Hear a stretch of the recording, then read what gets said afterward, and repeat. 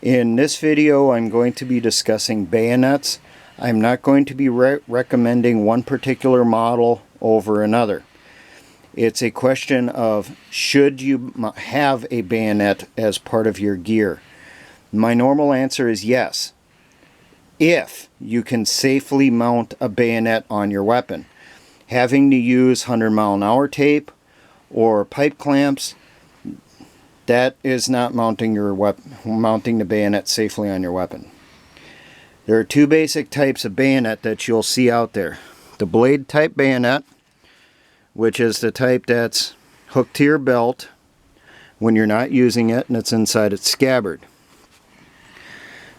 There is also the folding bayonet, like you see on this SKS. This is a Chinese SKS. If you ever see the spike type bayonets, those are Chinese made weapons. Russian ones used a blade type bayonet.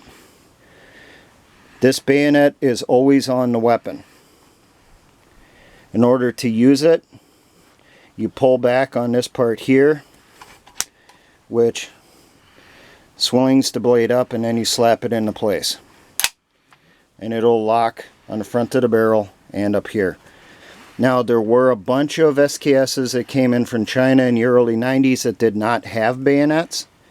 The bayonets came in later. If you have one of those SKSs that does not have a bayonet, when you purchase the bayonet, make sure it comes with the screw so that you can screw the bayonet onto the weapon. Because without that screw, this is pretty much useless.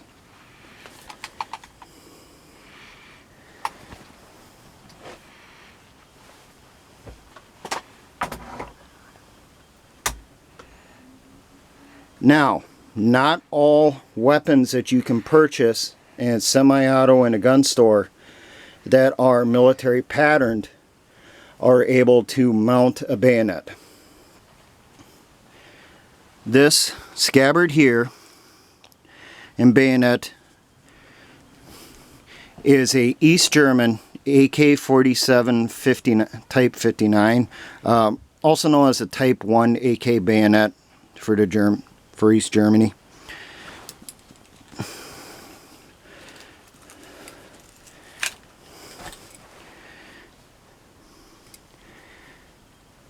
This part of the bayonet goes already under the barrel, and this part here locks onto the bayonet lug on the bottom of the barrel.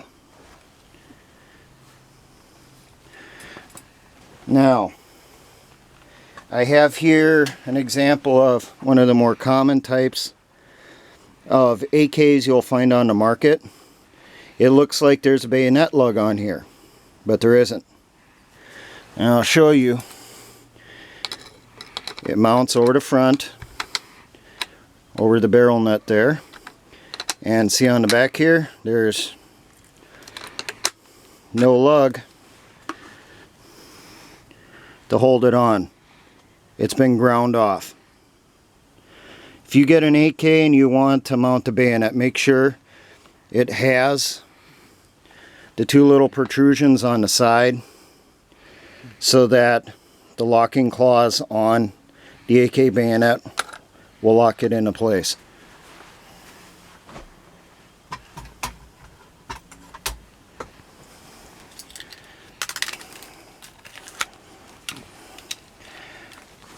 Next, I'm going to show you some problems with AR-15s. This is a 20-inch barrel for an AR-15. This is patterned or profiled the same as an M16A2 or A4 barrel. It has the lug on it. So you can safely mount an M7 on this barrel.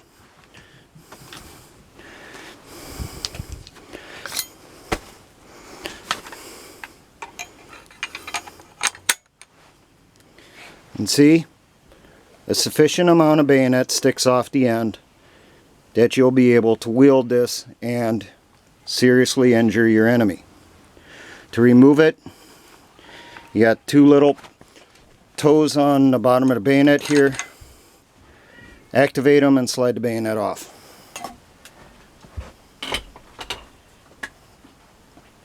Now everyone is getting the M forgeries, or the civilian M4s. They have 16-inch barrels. The military M4s are not issued with 16-inch barrels. They're issued with 14-inch barrels.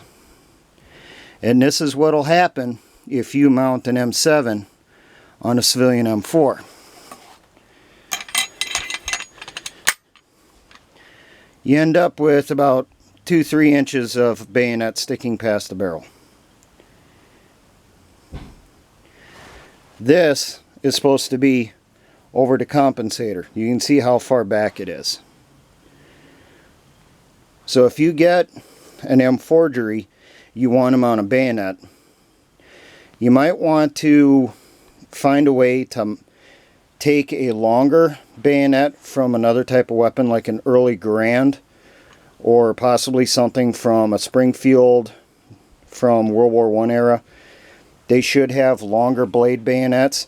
See about changing out the hardware here, putting the blade in, and then it should give you sufficient blade for this to be usable. Right now, with this M4 with this bayonet on here, about all it's going to be good for is slashing, not stabbing.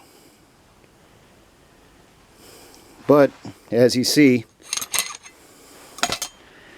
it does have the lug on here on the front sight, but it's a longer barrel, so you're not going to be able to safely mount a bayonet on an M forgery. These are all things for you to consider for if you should buy a bayonet, and possibly even if you're trying to decide what type of weapon to get.